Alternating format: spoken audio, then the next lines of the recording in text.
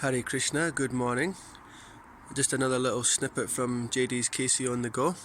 I'm just looking out my back garden here and the sun's just come up and about 20 minutes ago the moon was still there and I was looking through my camera, and as you do when you see things through technology, you don't see the full picture, you don't see things clearly.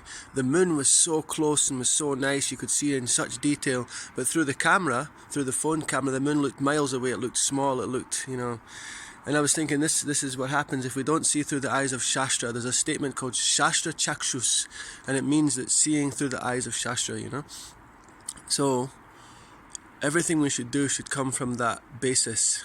What does the Srila Prabhupada's books say? What does the books of the Acharyas say on any subject matter that we discuss amongst ourselves? So we should make it a big point to regularly and carefully read Srila Prabhupada's books. I just read a few books recently. I finished Ayendra Prabhu's book, which I highly recommend everybody should try and get their hands on that one, Kirtan Revolution. And I picked up, I have an old one lying around and I just happened to just pick it up. There's Srila Prabhupada in Malaysia.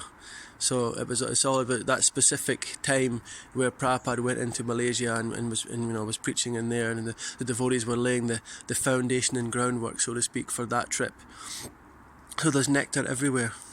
And just to give a little shloka, just a little verse, just to highlight that point of Sastra Caksus. There's a shloka that talks about the sun and the moon in the Bhagavad Gita, and Krishna says, Rasoham apsukuntiya prabhashmi shashi suryayo pranava sarvavedeshu shabdam ke purusam narshu. He says that I am the light of the sun and moon, I am the taste of water, I am the syllable Om.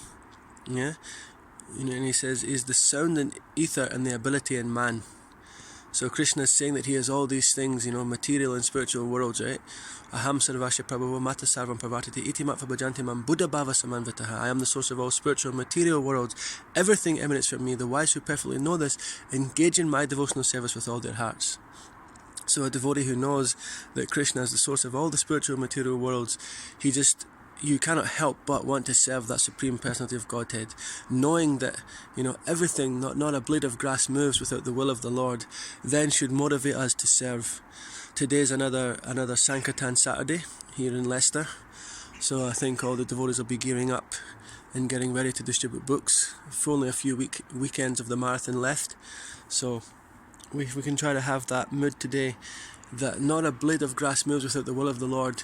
And all these things, whether we see the beauty of the material world or we see the horrible nature of the material world sometimes, we should understand that is all moving by the direction of the Lord, and even these simplest of things like the moon, the sun, the beautiful sky, it was a completely clear sky, all that is the Lord's creation, So by seeing that, we can remember Krishna.